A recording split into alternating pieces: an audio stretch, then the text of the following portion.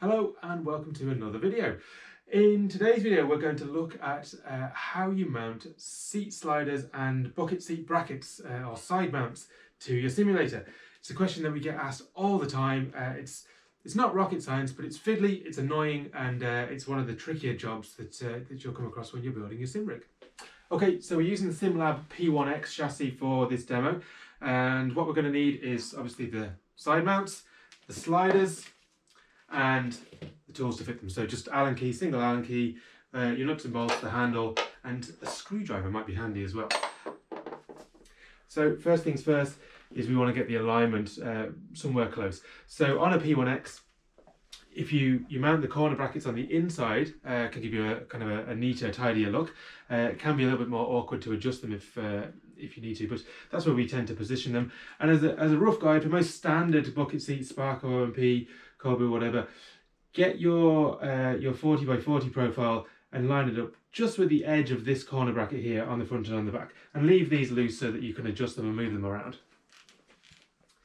Next, you want to make sure you've got your M8 captive nuts into the top of the channel, so 4 of those, and you need 4 very short M8 Allen bolts, because what tends to happen is, and you mightn't realise this, is when you put these in, they tend to bottom out in the channel, and you tighten them up as much as you can, and there's still some play in the slider. So very, very short. They're, I think, 10 or 12 mil long is all.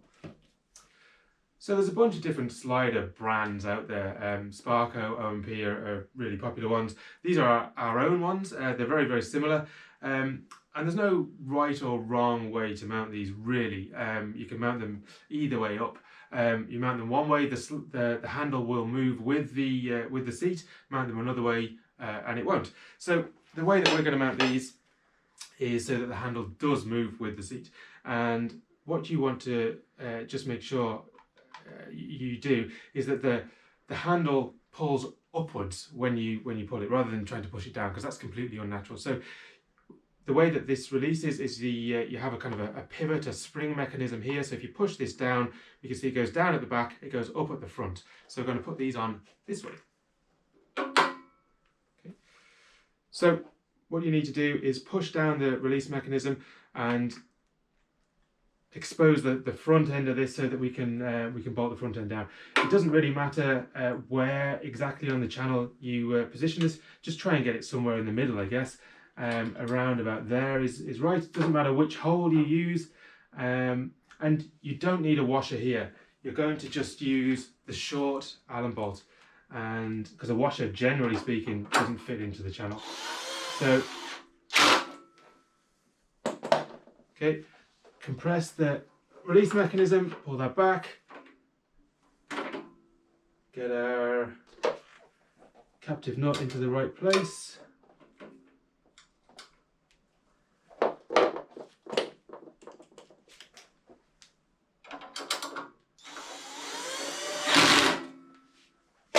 Okay.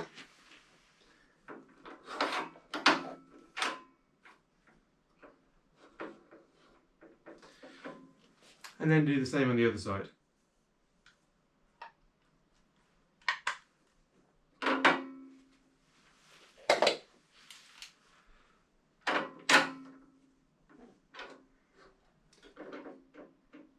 Measure the distance between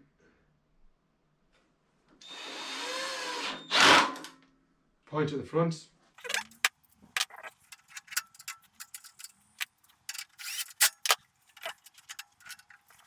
Okay, so we've got these more or less in the center. It doesn't really matter that much, but you might like to get the measuring tape out and get them exact. They want to match each other anyway, so this one needs to have the same distance here as this one.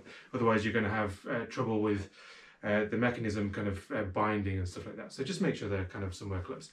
Right, so now we've got to mount the side mounts to the sliders, and the way you want these to go is you have the fixed position at the back, and then you've got this adjustment goes at the front. So normally what we tend to do is go second or third hole up from the bottom on the rear. You want to get it as low as possible normally, and then whichever one you want to get whatever angle you want on the back. The trickiest part of this is attaching these bolts here, and because it's difficult to get a spanner in. Okay, so to mount these, again, compress the release mechanism, pull this as far forward as you can, and then you've got to try and line up the holes. So again, all of these kind of side mounts and sliders are different. They generally have enough holes that are slotted so that you can get something to line up. It doesn't matter if you're using, if it doesn't sit exactly in the middle, it can hang over the end a little bit, whatever you need to do to get it to fit.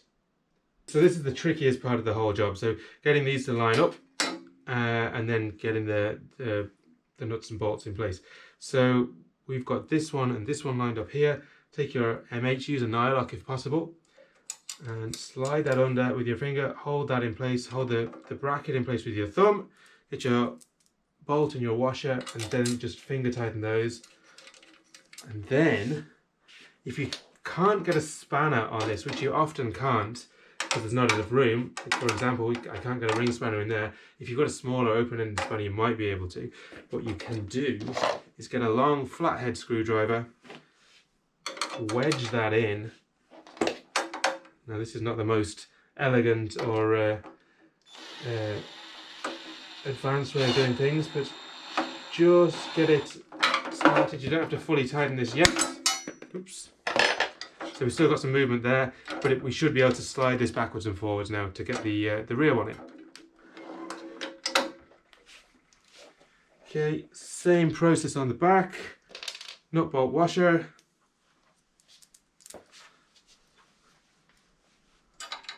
And slide that into place, finger tighten it.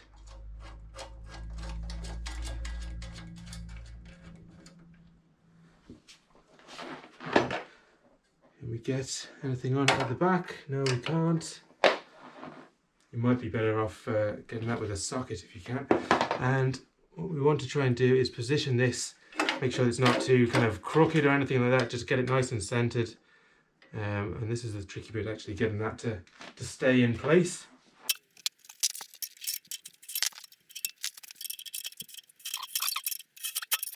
Right, so now we've got that pretty straight. We'll just tighten these down. You might need to adjust them again afterwards, but they'll be there or thereabouts.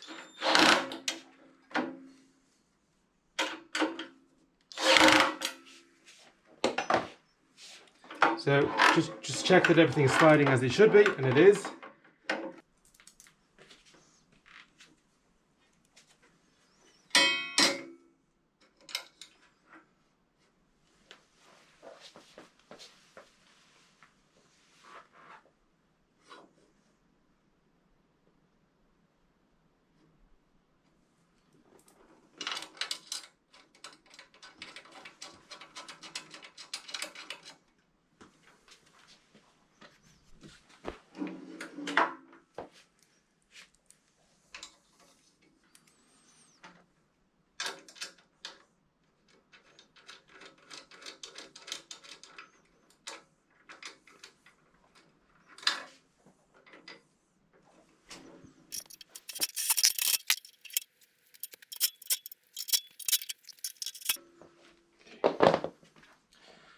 Right.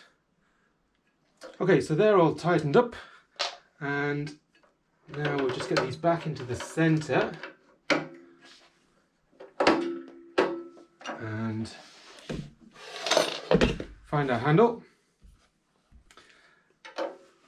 And what you need to do is, in the handle you've got these little holes. Some of these, the Sparco and the OMP ones have 2 holes, and you have to bash them onto the 2 pins that are here.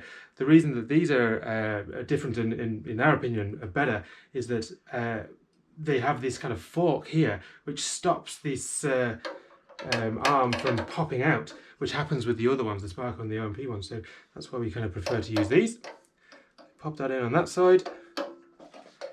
And if you need to, if you're using a large or an extra large seat and these are further out, you can actually just bend these to whatever size you need them to be, and they're designed to work in that way. Okay, so once you've got the pin at the rear located, you can just use a rubber mallet to just make sure that seats home properly, and then it's just a case of bending this in until it fits into the pin and the locating slot. So mind your knuckles when you do this, because it can spring back. Be careful, and again, just a little tap. And there it is. So that should slide nice and smoothly, ready for the seat to bolt on. Right, so if we put our seat in position, we can see that we've got a bit of a gap on this side, okay? So while these will pull in a good bit, not that much probably. So what we need to do is adjust these in a little bit and get that a little bit closer. So undo these one at a time and adjust them in. And remember that you've got the spring kind of tension pushing these two extrusion pieces out. So if you want to do both, as soon as you push this one, it'll move that one over. So just undo one. Move it in. About there, and we'll try and do the same on the other side just to keep things nice and even. And again, if you want to get the measuring tape out and start measuring gaps, by all means do.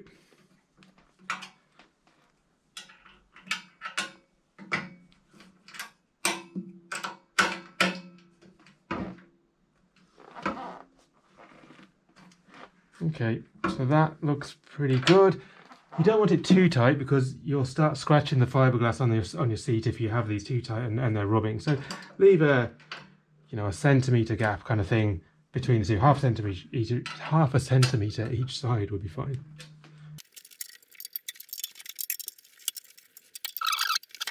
Okay, so seats in place, and you can see we've got a much smaller gap now on each side, so not much movement really, and we're going to bolt these into place. Top tip here, don't use bolts that are too long, M8s again, and rather than going at this straight with the gun, go by hand to start with, because it's extremely easy to thread these the first go, and then it's a massive pain in the backside to sort it out afterwards. So just take your time. So we're going to have to go onto the third one up on this particular seat. That's it, so just give it a wiggle, get things into place, get it started. So that's fine, and we'll get the other rear one in, and then we'll deal the fronts. We'll decide what kind of angle we want on the seat. Okay, just line that up again.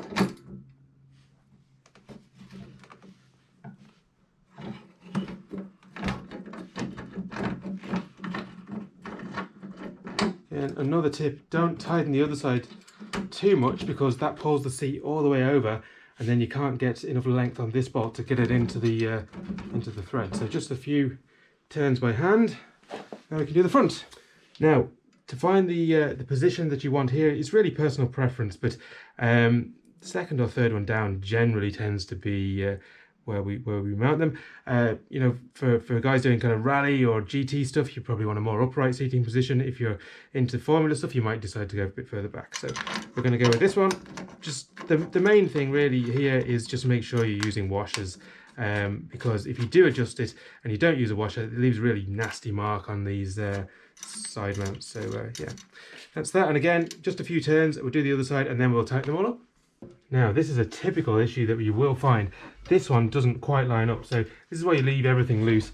Expect that there is going to be a little bit of, I suppose, manufacturing tolerance issues with some of these seats. So having to do a bit of a pull on this is not something out of the ordinary.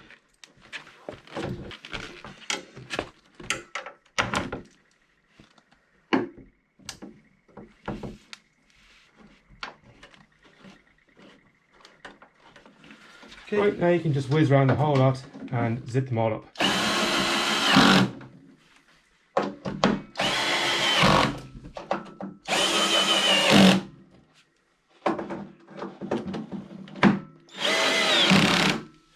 Okay, so with everything tightened up, just sit into it, make sure that everything moves as it should, nice and smoothly without binding, and yeah, you're done. So thanks for watching, and tune in for many more videos to come. Are you itching to get racing? Whether it's circuit racing, drifting, rallying, or even karting, here at digitalmotorsports.com we run some of the best online leagues in the world. To get involved, visit our website at digitalmotorsports.com and enroll for our next event.